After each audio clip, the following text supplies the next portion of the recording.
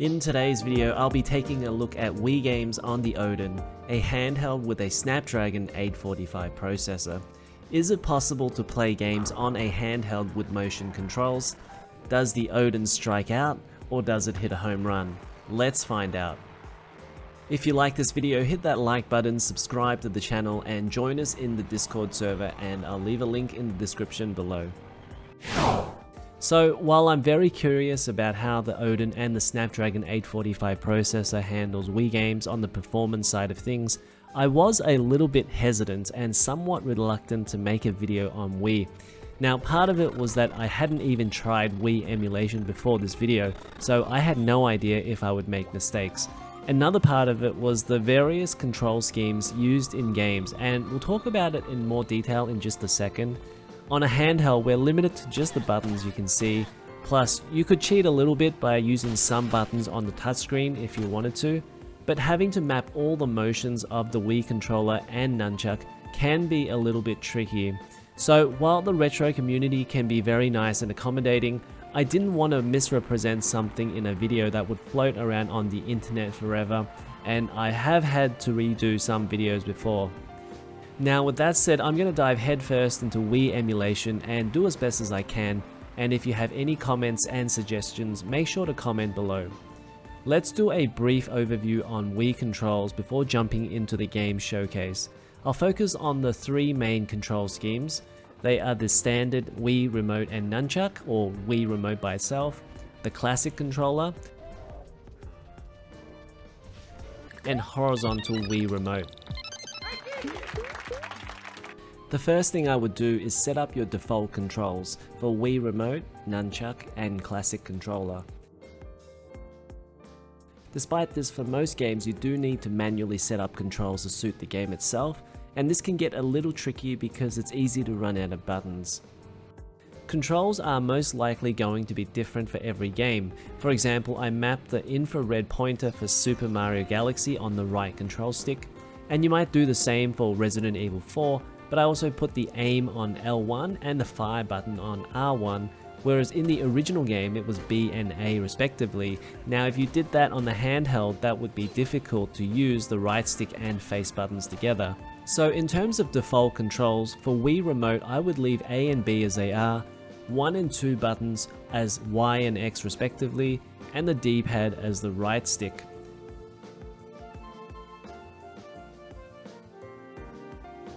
For the nunchuck, that would just be the controls on the left side, and the C button as the L1 and Z button or Z button as L2. Classic controller is a little bit easier because that's just going to mirror your handheld controls, so no explanation needed there. With horizontal Wii Remote, because by default the controls are set up for Wii Remote and Nunchuck, for any games requiring a horizontal Wii Remote like New Super Mario Bros. Or Mario Kart Wii, you can just set the controls for that particular game only. So just long press on the game itself to bring out per game settings and set the controls to your liking that way. Remember that your Wii Remote is now sideways, and so left is up and right is down. Even if your game is using the default Wii Remote and Nunchuck, you're most likely going to have to configure your controls for every game anyway, and that's because many games use motion controls, and for these it's best to set it up individually. You might have to map swing controls for something like Wii Sports, and for this you just have to do whatever feels right. For Wii Tennis, I mapped the swing buttons on the left analog stick. New Super Mario Bros. Required tilt controls, so here I mapped L2 and R2 to the forward and backward buttons. This game also required a shake command, but it works with just one direction, so I only used one button. It can get complicated if you need all these motion controls and nunchuck motion controls, and finding a home for all these actions, so it might be best to use some of the on-screen touch controls as well to save the buttons for motions. To be perfectly honest, I found it a little bit cumbersome and fiddly to figure out the controls, but some exclusives make it worth it to go through the trouble. With that out of the way, let's talk about the games and how it plays and performs on the Odin. I have a performance rating guide. Bad, I wouldn't play on the system, okay if you really must, good has some issues but is fairly playable, and great has some very minor issues.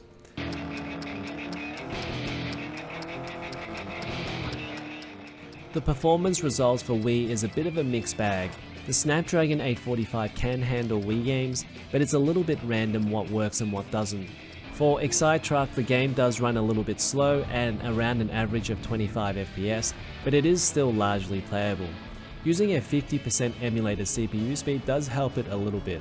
However, the biggest problem I found was that the controls consistently tilted left, and unfortunately that made the game mostly unplayable. Let me know in the comments if you had the same problem.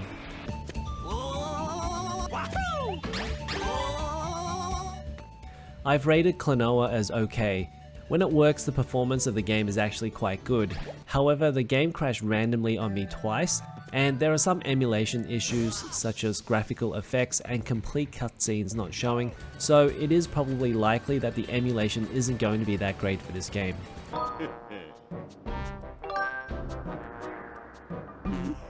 From the first hour of Zelda's Skyward Sword, there were a couple of emulation issues, but in general I was pretty impressed with the performance.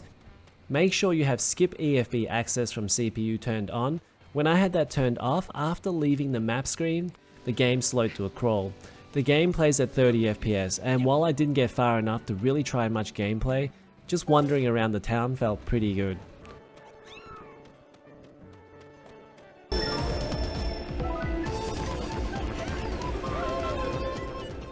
Mario Kart Wii plays pretty well. Unlike Excitetruck, the game controls well with the analog stick and face buttons. There's an issue with the emulation producing a grey box in the top left hand corner. However, if you go to game settings, enhancements, disable fog, this will solve the issue.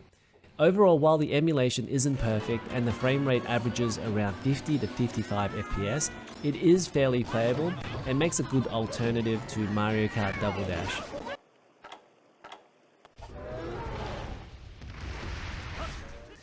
Monster Hunter Tri was a pleasant surprise. While this also released on the 3DS and Wii U, the Wii version will probably be the one that works best on the Odin, and here it pretty much ran without any issues in the opening area.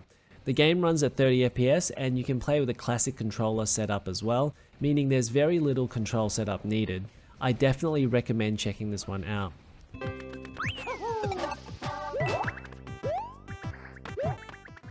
New Super Mario Bros. Is definitely up there as one of my favourite 2D Marios, and certainly the best of the games with the new prefix. Part of why it's so good is that the level design is on another level, and the Wii U game feels very tame in comparison. The second half of this game is just simply amazing.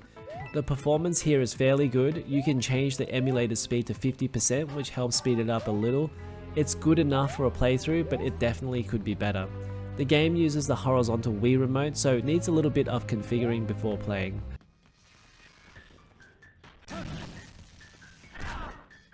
I'll be honest, I didn't know too much about No More Heroes, but I had a request to check this out, and this one takes a bit more knowledge to set up the controls properly to play.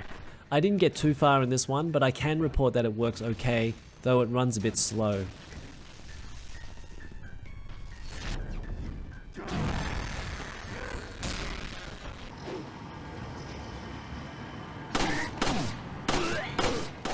Resident Evil 4 runs great on the Wii, and this refined port seems like it runs smoother than the Gamecube version and is also native widescreen. However, you do need to set up the controls here to suit the Odin. You can still aim the old-fashioned way with the aim button and the left analog stick. However, on the Wii there is also the option to use the infrared pointer to aim at enemies, and you can set that up here.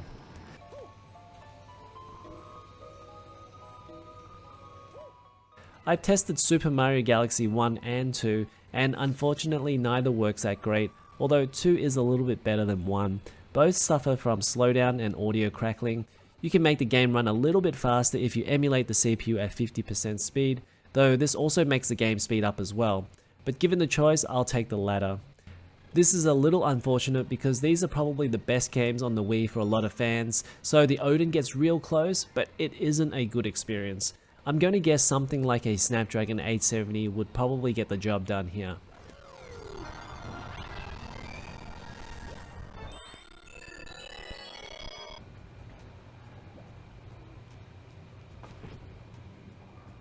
Finally, Wii Sports, a game I spent countless hours on just playing bowling.